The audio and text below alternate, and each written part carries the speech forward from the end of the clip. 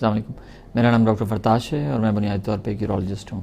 میں college of فزیشینز and surgeons کا fellow ہوں اور آج جس موضوع پہ میں آپ سے گفتگو کرنے والا ہوں وہ ہے نوکٹرنل ایڈمیشنز یا احتلام کا ہونا.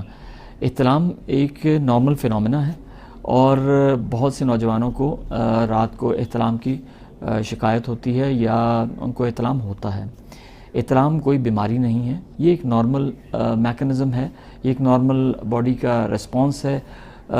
جب آپ سوئے ہوئے ہوتے ہیں، آپ کو اگر اریکشن آتی ہے یا آپ کا عضو تناسل میں تناؤ آتا ہے اور اگر آپ کو کوئی ایسی خواب آتی ہے جس میں آپ فارغ ہوتے ہیں، اس کو بنیادی طور پہ احتلام کہا جاتا ہے. بہت سے نوجوان میرے پاس آتے ہیں اور وہ یہ کویسچن کرتے ہیں کہ ڈاکٹر صاحب ہمیں بہت زیادہ احتلام ہو رہا ہے، تو کیا یہ کوئی بیماری ہے؟ تو میرا ان کو جواب یہی ہوتا ہے کہ احتلام ہونا کوئی بیماری نہیں ہے. اب میں آپ کو بتاتا ہوں کہ کس وقت ہم احتلام کے بارے میں تحقیق کرتے ہیں یا ہمیں تھوڑی پریشانی ہوتی ہے.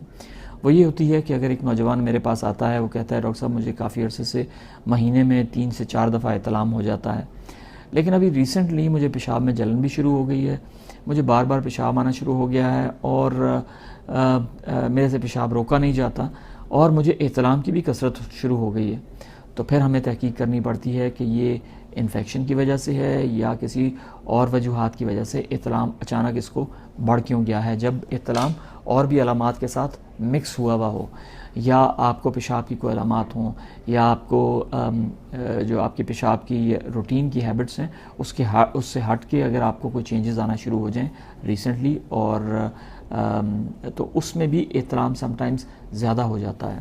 اور بنیادی طور پہ احتلام کی جو وجوہات ہیں وہ سائیکوجینک بھی ہیں اور سم ٹائمز ریئرلی پیتھولوجیکل بھی ہیں. سائیکوجینک کا مطلب یہ ہے کہ اس کا تعلق آپ کے ذہن سے ہے، فزیولوجیکل بھی ہیں، مطلب آپ کے جسمانی نارمل میکنزم سے بھی ہیں، لیکن کئی دفعہ یہ اس میں بیماری کا بھی عنصر شامل ہوتا ہے.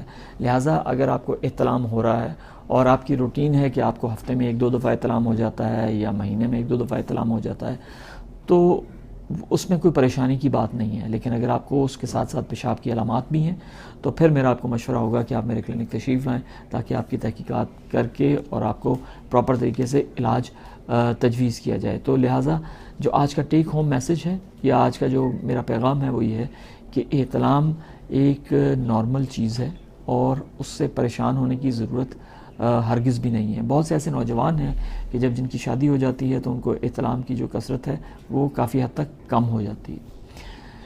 تھینک یو ویری مچ، آپ کا بہت بہت شکریہ.